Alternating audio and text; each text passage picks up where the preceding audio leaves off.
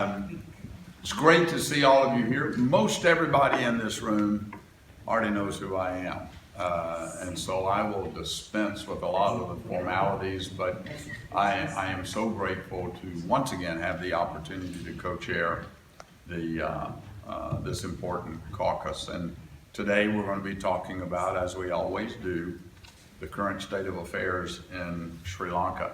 My colleague, Danny Davis, got called down to the floor. And so when I finish in a few minutes, you're going to hear from Caleb. Caleb, thanks for standing in for Danny. Let me just remind everybody.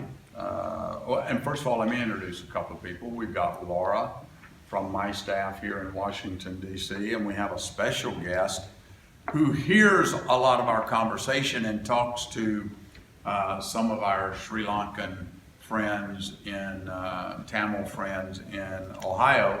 My district director, Sarah Keeler, down at wave again, Sarah. They didn't all see you. She's with us today, and we're glad that she's here. Just to remind everyone, the mission of this caucus is to increase awareness and educate other members of Congress on the importance of all ethnicities and religions. I always say that word wrong. Ethnicities and religions in Sri Lanka who are being excluded from society, from the economy, and from the political discussion through discrimination, harassment, and persecution. The mission of our caucus remains not only relevant, but critical, because over the last year, Sri Lanka has experienced an economic crisis that led to a shortage of food, medicine, and fuel for its citizens. Coupled with government corruption by the Rajapaksa family, the crisis also sparked weeks of protests that resulted in the Prime Minister, Mahinda Rajapaksa, resigning, followed by the President, his brother, Gotabaya, fleeing the country and resigning last July.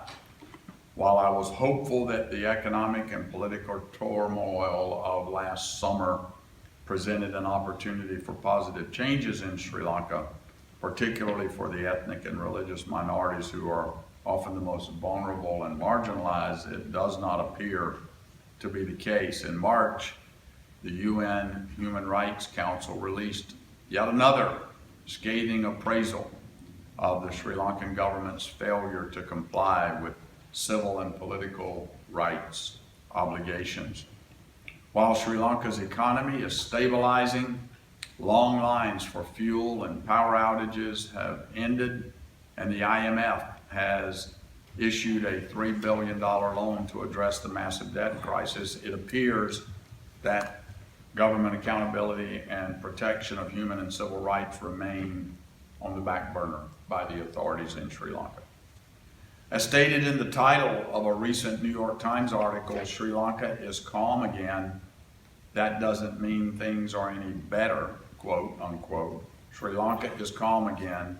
That doesn't mean things are any better. That was the title of the article. I look forward to you being able to hear the update from our distinguished panel of speakers today on the situation in Sri Lanka, and particularly on developments pertaining to democracy and human rights.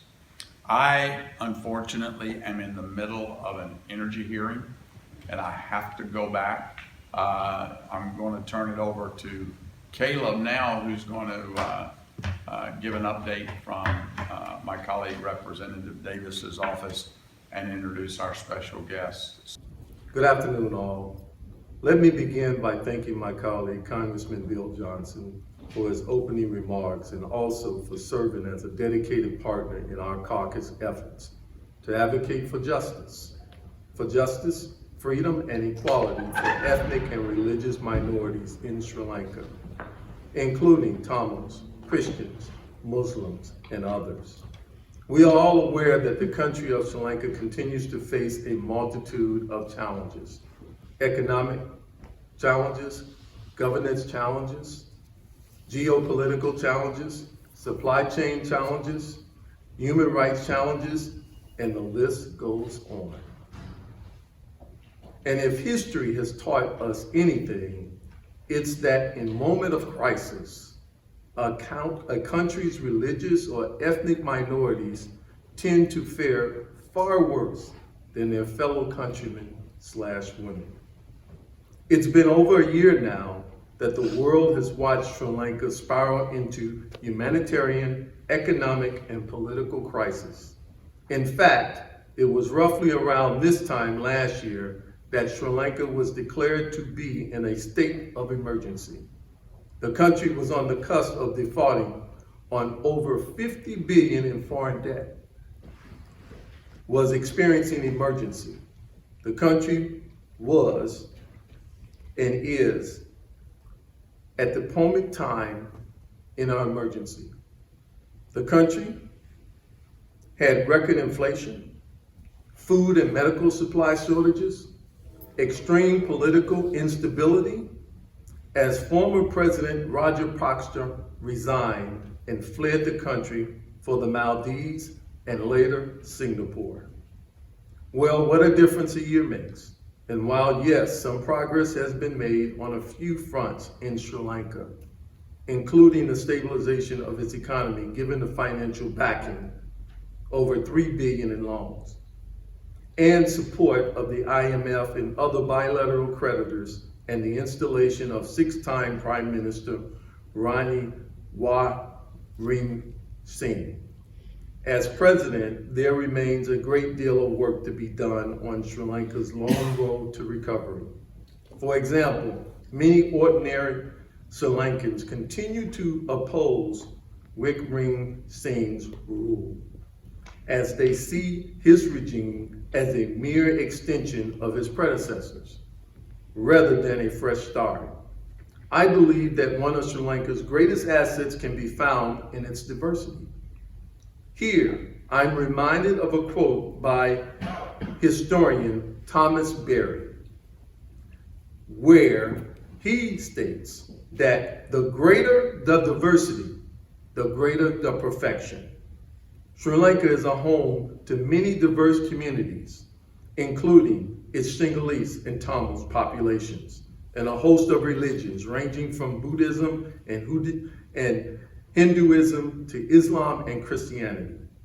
While this diversity has at times been a source of political and social tensions between Sri Lanka's majority Sinhalese and its minority Tamils, the forever optimist in me believes that change, reconciliation, and peace are on the horizon for the people of Sri Lanka.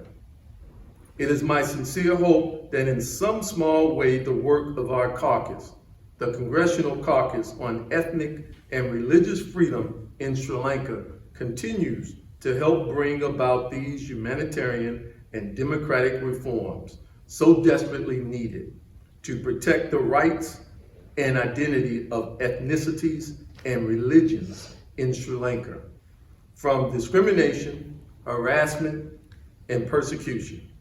That said, the caucus is proud to have with us this afternoon our panel of esteemed experts to educate and update us on the current state of affairs in Sri Lanka. Paula Dave, Asian Program Officer, National Endowment for Democracy. Father Emmanuel Sabamalai, Fordham University graduate student and Tamil rights activist. And Mahila Wilson, Canadian human rights lawyer. First of all, I sincerely thank Congressman Bill Dawson and Congressman Eddie Davis for organizing this event.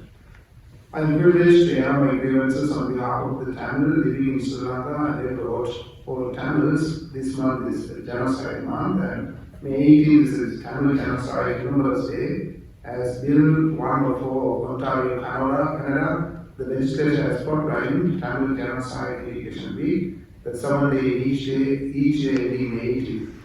I pray and pay my respect to all those who died in war and the fight for freedom, respect, dignity, and self-determination. According to the Convention on the Prevention and Punishment of the Crimes of Genocide, Article 2, genocide means, I quote, acts committed with intent to destroy in whole or in part a national, ethnic, racial, or religious group, unquote. As a child of war, I have gone through and witnessed the horror of war, and having learned the history of the problem, I firmly believe that Sri Lanka had the intent to destroy the Tamils in whole or in part and committed genocide against Tamils. It continues its hidden agenda of destroying the Tamils in Sri Lanka. I am here to speak on the current financial and political crisis and the possibilities for fundamental change. In my opinion, there cannot be real change without addressing the basic needs, the root cause of the problems, which have remained unresolved since independence. I first experienced the horror of war in 1986, and in 1989, a bomb fell just a few yards away and miraculously did not blast. My family would have been killed had the bomb exploded. However, by the providence of God, we were saved. One of my relatives was severely injured by another gunshot while fleeing their homes. Since then, my family has experienced multiple displacements and finally escaped from the no-fly zone Buddhist-Sinhala in 2009. This has been the experience of the Tamils in the north and east. The fight against the Tamils was brutal, catastrophic, and disproportionate, indiscriminately killing hundreds of thousands of innocent civilians, despite many early warnings of potential civilian casualties. The victims of families of enforced disappearance are still waiting for the truth about the fate of their enforced disappeared relatives. Political prisoners of whom detained many years. Further, the Tamil people and the victims of enforced disappearance constantly demand an international, independent, and impartial inquiry into the allegations of genocide and other human rights violations in Sri Lanka. Any domestic investigative mechanism will never deliver justice to the Tamils, given the situation of impunity and numerous failed domestic commissions in Sri Lanka, such as the victims, and the victims are tired and repeatedly victimized, as they have already testified to the commissions such as LLRC, Lesson Learned and Reconciliation Commission in 2011, Parallel Commission, President's Commission of Inquiry into Complaints of Abduction and Disappearance in 2014, and OMP, Office on Missing Persons in 2000, Commission in 2018. On top of that, the recent days increased activities of destroying Hindu temples, particularly in the northeast, have been recorded. Destruction of Hindu temples on which Buddhist temples are built in and around strategically significant places is not a new phenomenon in Sri Lanka. This strategy has been used ever since independence with the intention to change the demography either by destroying or chasing the Tamils out of place. IMF Executive Board approved nearly 3 billion bailout plan to Sri Lanka, and about 333 billion was to be disbursed immediately to help alleviate the country's humanitarian crisis. It is true that Sri Lanka has been facing high inflation, unsustainable public debt, and depleted reserves, but not without reason. The reasons are corruption, impunity, lawlessness, dishonesty, continuous anti-Tamil programs, and the behavior that Sri Lanka is a singular Buddhist country that evades the opportunities to be given to talented persons. I appreciate that the IMF is conducting an in-depth governance diagnostic exercise which will assess the corruption of government vulnerabilities, and close observation remark of the IMF Managing Director of Sri Lanka, who said, I quote, institutions and governance frameworks require deep reforms, unquote. However, Tamil leaders feel that they are alienated from the process. I would like to echo the words of one of the Tamil parliamentarians who said last month in Parliament, we heard that IMF is going to give money to Sri Lanka and we don't know anything about that. Moreover, what is the guarantee we have? What is the guarantee we have that Sri Lanka, having gained strength, will not wage a genocidal war against us in the future? Finally, I like to quote the words of Senator Patrick Leahy on the situation in Sri Lanka in February 2009, in which he wrote, how they, that's meaning the Sri Lankan government, respond to today's humanitarian appeals will weigh heavily on how the United States responds when the day comes, unquote. This is the time to respond heavily to Sri Lanka and find a meaningful and long-standing solution for Tamils. The meaningful solutions would be, according to me, recognition of Tamils nationhood, homeland, and self-determination in keeping with international laws. Anything less than that, I fear, would eventually result in another genocidal war against Tamils. The national and international leaders, including Tamil leaders, who sometimes advocate, promote, or impose solutions for Tamils within the unitary constitutions of Sri Lanka will have to regret as earlier leaders did. And the next generations might pay the price for the decisions that we made today. Finally, let me end with this request, along with the request that please do not allow the Tamils Tamil victims to testify in front of the perpetrators with the idea that they will deliver justice. It is exactly like perpetrators investigate their own crime. Thank you very much. I'll be the next speaker. Thank you so much for inviting me to speak. I thought I'm actually a Tamil Canadian, not just Canadian. And I thought I will start off with what Canada has done. Canada is not a country that's given to rash actions, shall we say, usually slow to move. But this time they did not disappoint. In September of this year, Canada imposed Magnitsky-type sanctions on Sri Lankan state officials. I'm going to read it out to you because it is so consequential. Canada is imposing sanctions against the following individuals who committed gross and systemic violations of human rights during Sri Lanka's civil conflict, which occurred from 1983 to 2009. And I'm going to read out the names of the people. Former President Gotabaya Rajapaksa, former President Mahinda Rajapaksa, Staff Sergeant Sunil Ratnayaka, Lieutenant Commander Chandana Prasad Hetirachi.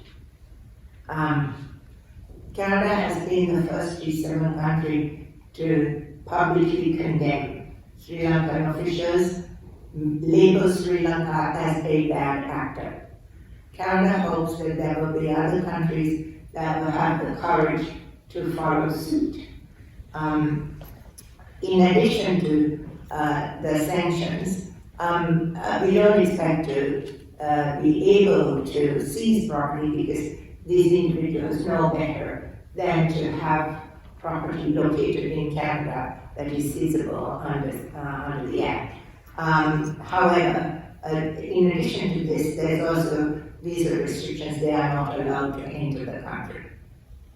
Furthermore, there was a unanimous motion accusing Sri Lanka of committing genocide that was passed in our House of Commons, the Federal House of Commons.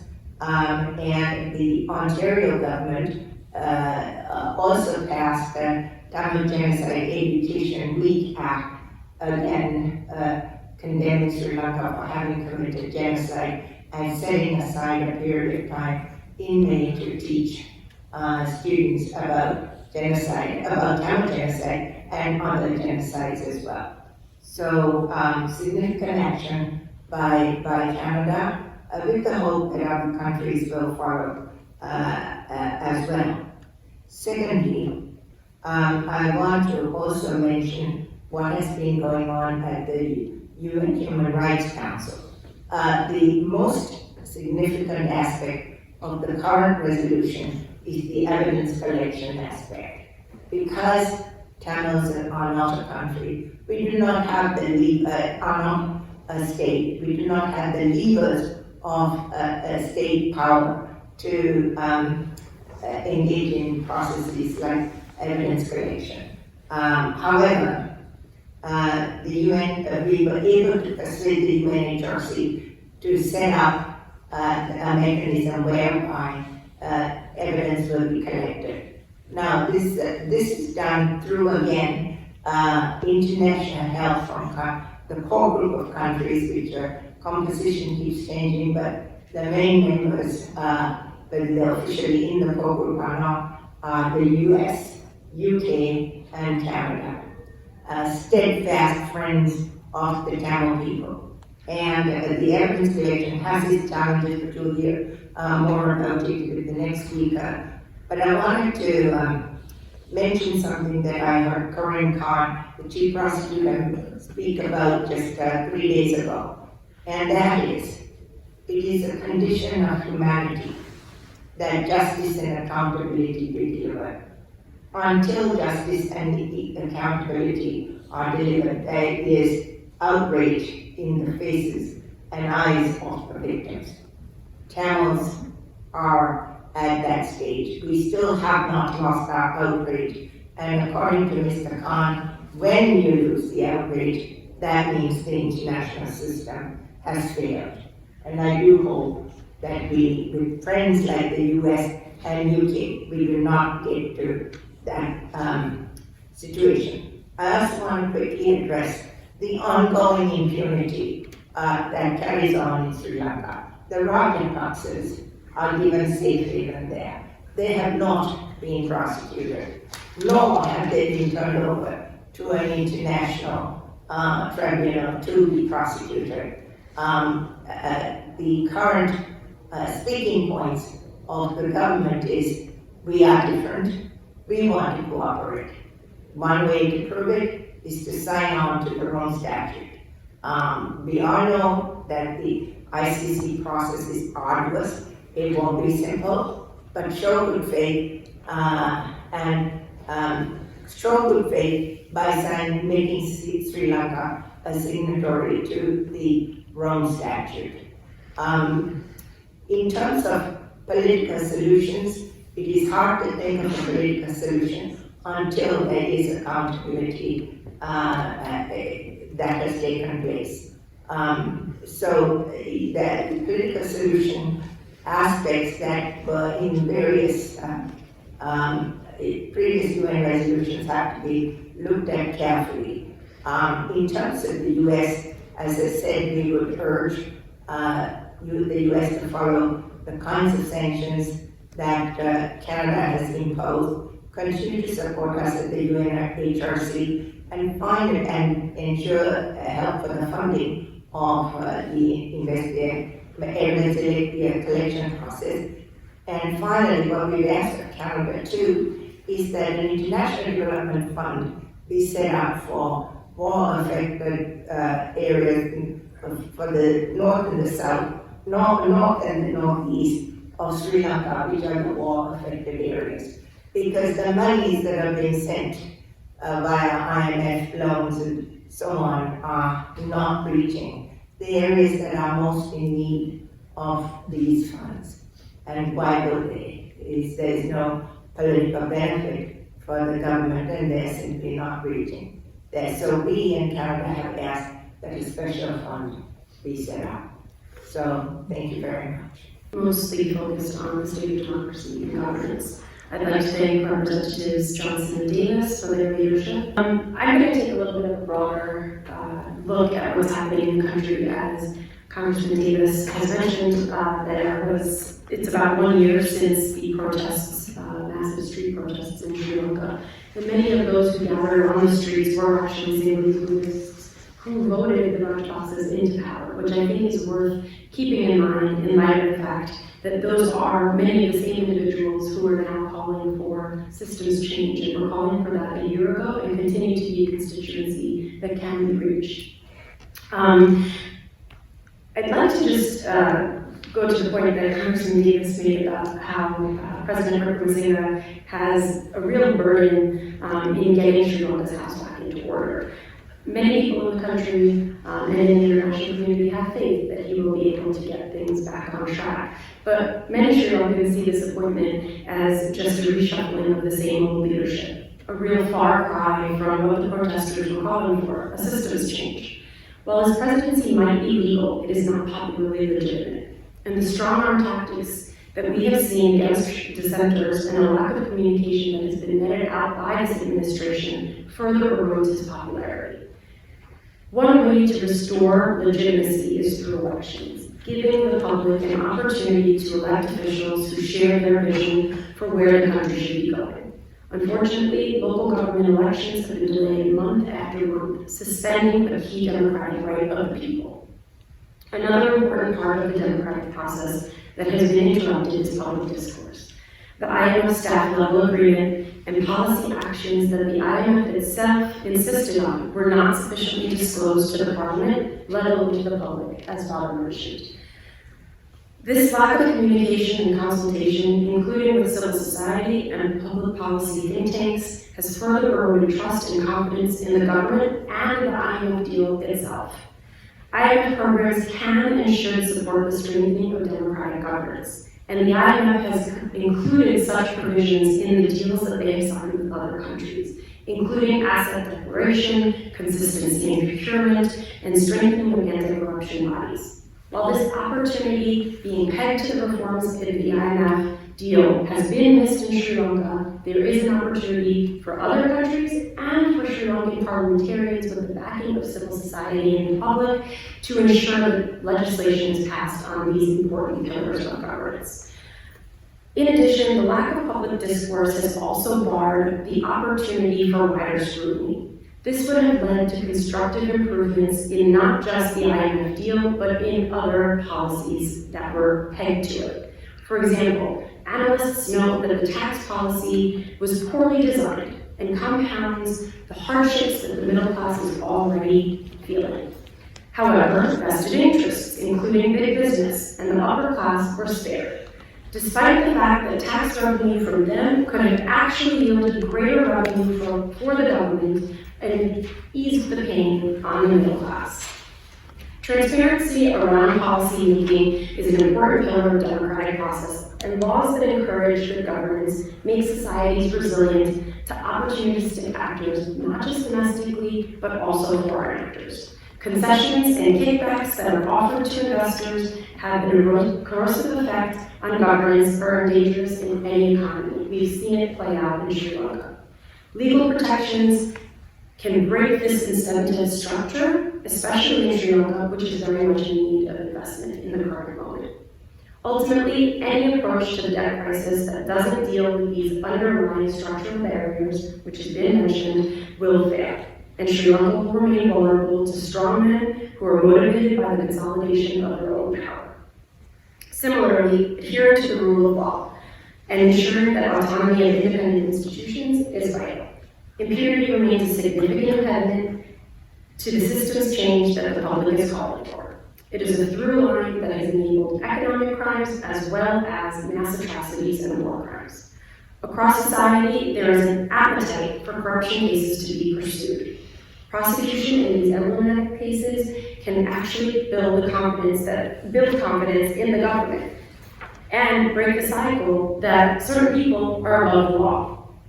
That said, independent institutions have to also be given the space to function independently and to have financial autonomy. This includes the courts, the police, RTI Commission, and other commissions. The strength of these institutions is essential to ensuring that reform is lasting and that these oversight bodies actually function in the interest of the public. Lastly, civil society is an important watchdog.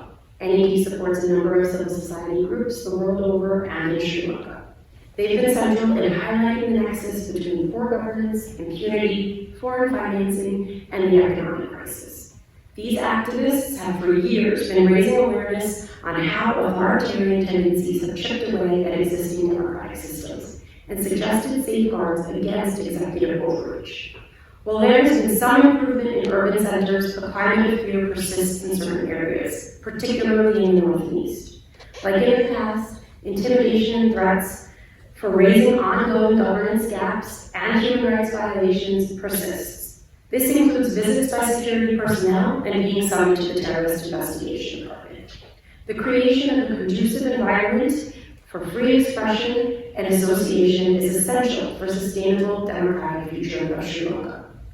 Illiberal legislation, like the proposed ATA, as well as laws that would curb or try to control civil society, termed the VSSO Act, both of which were drafted very much without public discourse and in secrecy, threaten the prospects of honest and constructive dissent and oversight. I know that I've covered a really broad sense of what's happening in the country, but I hope that the points related to the need for transparency, independent institutions, and the breaking of the impunity in the country have come through, and happy to answer any questions you may have. Thank you very much. All right, so we'd like to do a Q&A session. If anybody has any questions, please raise your hand. Mona, could you tell us a little bit about the current role of the military, and are they a threat to democratic systems? And has the IMF or other forces inside or attempting to deal with this with this crisis, had anything to say about the very large military that Sri Lanka holds. Sure, and I'm sure the other panelists have thoughts as well. Thanks for this. I think that, as I was saying, the need for public discourse is so very much the issue of the day. And there is a real opportunity for there to be a conversation about where does our money go? Where is expenditure going? You can't purely be building revenue by way of taxes, et cetera, and then continue to spend the way that you were. We know that it was poor policy and poor decision making that actually got the country to where it is. And so I do think that security sector reform needs to be an issue that is on the table and discussed. As we all know, Sri Lanka goes through these cycles, right, where things open up a bit, there are conversations, but many remain afraid to discuss a lot of these issues. And so I think it really does fall on whether, I don't believe it was in the IMF deal that this was pegged, but I do think that there is opportunity for that conversation to be happening right now, and it does, I think, in part have to happen from outside of the country. There does need to be a push, because I don't think that people will feel fully free to have that conversation inside of the country. For a political solution, how much of a problem are the Buddhist monks? Is the problem the politicians or the Buddhist monks? Can we address that, please? Yeah, this, because according to the constitutions, Buddhism is given a foremost place in Sri Lanka. So in that, they have their blood that Sri Lanka is a Buddhist country. So they won as a Buddhist nation, not a diverse nation. That has been the situation since independence, 1948 onwards. And therefore, the Buddhist monks are behind political leaders to implement these ideas, agendas. So political leaders are also driven by the ideas, and now they are implementing building temples in the north and east places in the north and east, and especially the coastal areas, and even in some of the fertile lands, which they will, with the purpose that they will bring in the civilized family, with the intention to change the demographic of the Tamil people. That is the intention, and that they are trying to implement now. If I can add to that, I think, the Buddhist monks have historically, certainly been blamed to be a big part of the problem. I think it's very hard to know what goes on behind the curtain, shall we say, is it the politicians, is it the monks, is it the masses, quote unquote, etc. But along with that, I don't think there's one solution. Because it's also a structural failure as a country. I think you mentioned this. So in order to have a political solution, you have to have an independent judiciary. You have to have an independent police force. You have to have an independent civil service. Those are the, if you look at Canada, those are the parts that go into making a country that can then move within a framework. And if that's disputes, right, to have those disputes resolved and so on. So Sri Lanka is, maybe they had it at independence, it's a British parliamentary kind of structure. It has definitely been lost. So I think there's no one simple solution, and I'm not actually, this comes from David Cameron, who is a renowned political scientist in Canada, who worked with Bob Rae for a period on the Sri Lanka problem. There has to be a much more fundamental discussion. And then my opinion is it's independence, judiciary influence of administrations that cannot happen in Sri Lanka without outside pressure.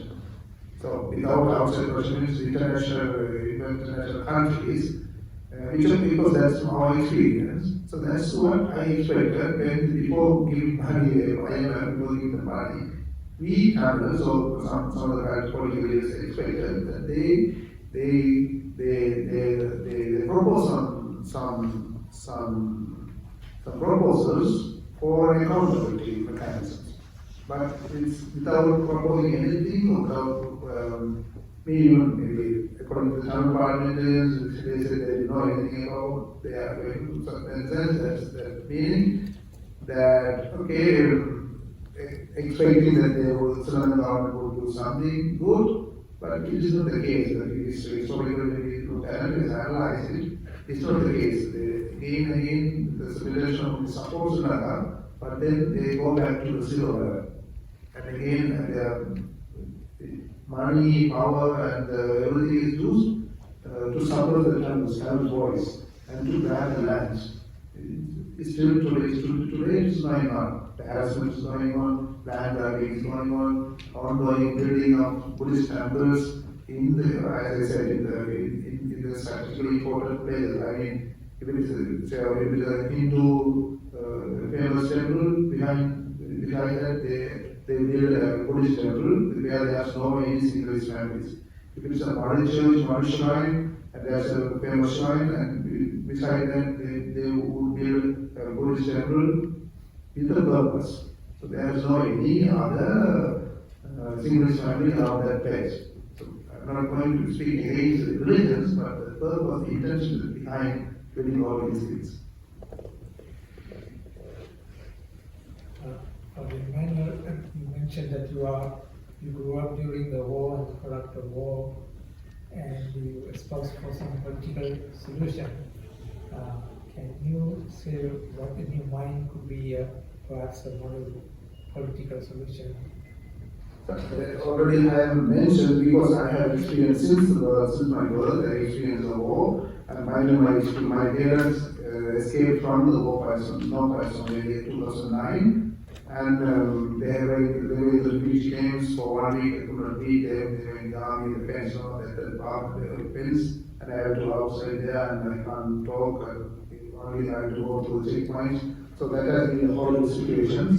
So now, according to me, the political solutions would be it's a referendum, have a referendum, and self-determination. So because we live as a nation, so before the British colonization, before the other countries colonized, we were living as nations, Tamil people were ruled by Tamil kings, and Sinhalese people were ruled by Sinhalese people separately. Only the British for the administrative purpose they put together, and when they gave independence, they gave the authority to the Sinhalese people who were 70% where the Tamils 25%. So then once they immediately after they got the independence, they implemented the idea of eliminating the Tamils, and that anti-Tamil rhetoric continues in now. So that's what even 13th Amendment, whatever the other commissions will not help at all Sri Lanka, because the situation is different. Not for Chile or for Argentina. Sri Lanka is not the same situation like other countries. It is different, very different. That's why we are requesting for self-determination. Allow the people to vote for a referendum.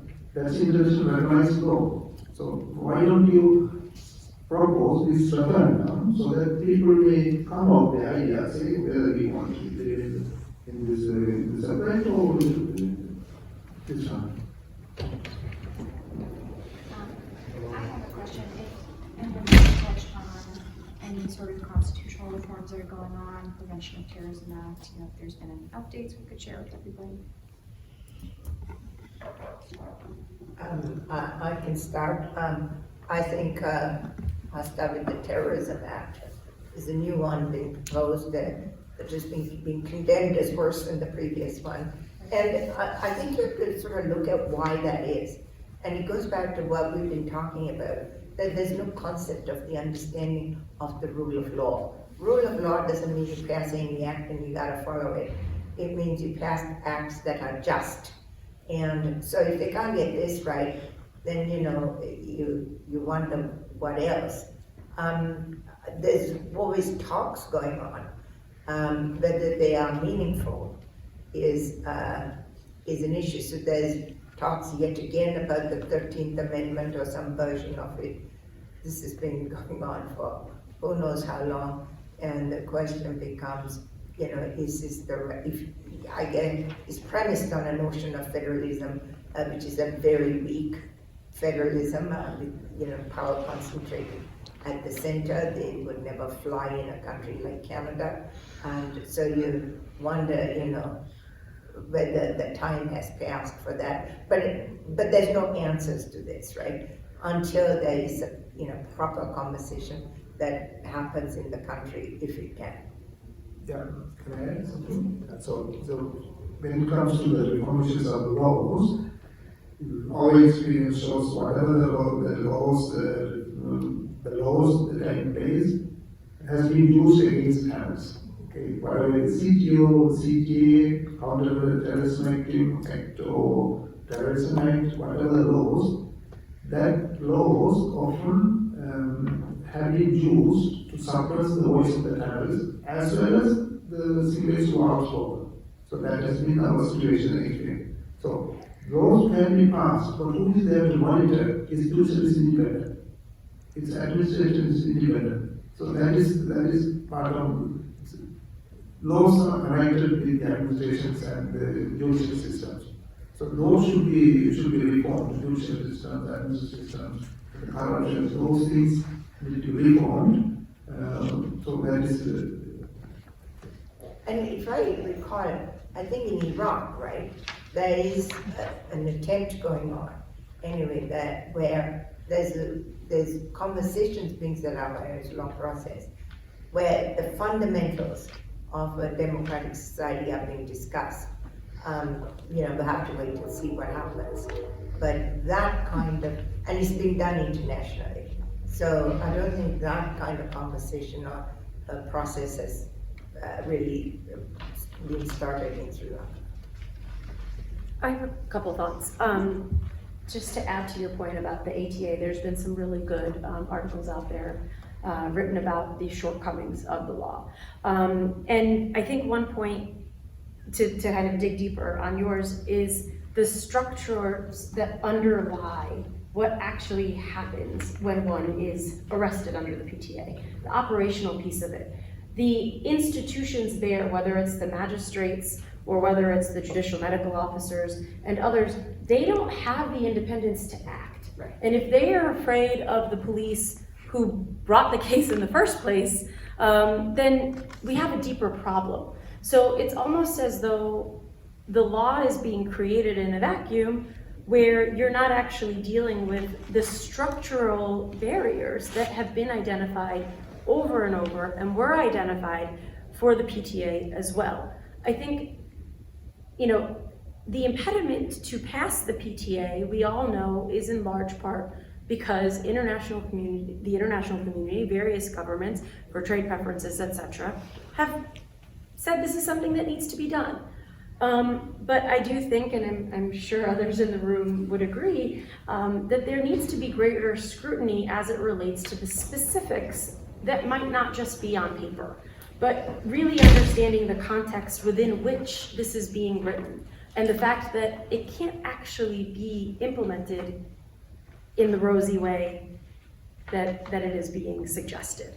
And just one point on Constitution, you know, when President Wickremesinghe was the Prime Minister, there was the Consultations Task Force and various other, let's just call them commissions because Sri Lanka has had many, the efforts to engage with the public and have a conversation about what are aspirations about transitional justice, constitution, etc. Those documents are out there. So much money was spent. So much effort was put in, not just by those that were in government at the time, but civil society and others. Let's use that. Let's revive that conversation utilizing work that's already been done, that had backing from a broader set of society. And I think, you know, maybe re-upping that and getting a bit of a pulse from the broader Sinhalese public, could be one way to get a real feel, get a real pulse for where people are right now. My colleague and I were in Sri Lanka just about a month ago. The number of young people who were very, very young as the war ended, that don't have those memories, that said to us, some Sinhalese, young Sinhalese, were saying, I'm ashamed I didn't know. I learned things over the last year that I didn't know happened here. There is a curiosity, and we can dismiss that curiosity and say, oh, it's just some young folks, but they're voters very soon. And I think the more that can be done to appeal to those young people in the current moment, because the majority in any country is going to matter when it comes to what the path forward for the minority looks like. And that's it. I just had a quick question. You said that Canada used Magnitsky-like law to impose sanctions against those poor individuals. So the Magnitsky Act has been passed in quite a number of countries. Was it that act itself, or was it something actually different? Because there has been discussion in this country about possibly using the Magnitsky Act against certain individuals in Sri Lanka.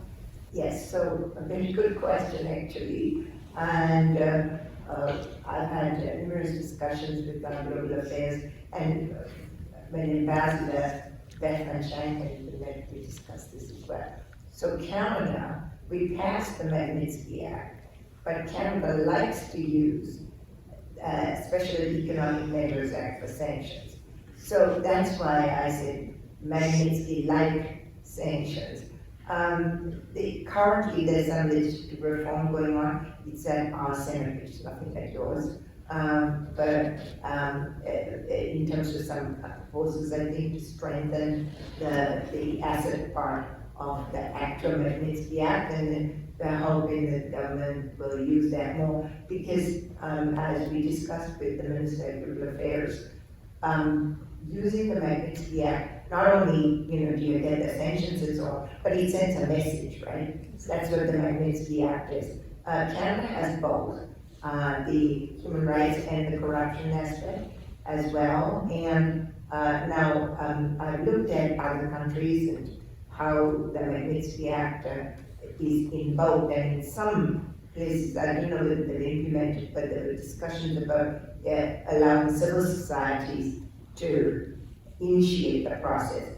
In Canada, when we started the sanctions process, we had a bit of trouble, because how do you enter in? So it's an executive decision whether to impose sanctions, but how do you get the attention of the executive to take this seriously? I mean, after all, Sri Lanka is a country at the edge of the Indian Ocean, right? What makes it important enough to take such a momentous action?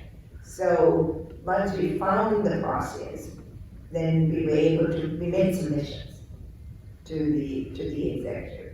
But I think the Russia-Ukraine war has shown how effective these sanctions can be. Well, thank you everybody for coming today, and thank you very much to our very wonderful panel here. You guys did a great job, very informative. We really appreciate everybody coming. This is our first in-person event since COVID. We did a few over Zoom, which was helpful because we were able to get speakers from Sri Lanka, but it's always nice to be back in person. For the congressional staff in the room, if anybody's boss is interested in joining the caucus, please talk to me or to Caleb. We'd love to share more information. So yeah, thank you everybody for coming, and hopefully we'll see you again soon. Thank you.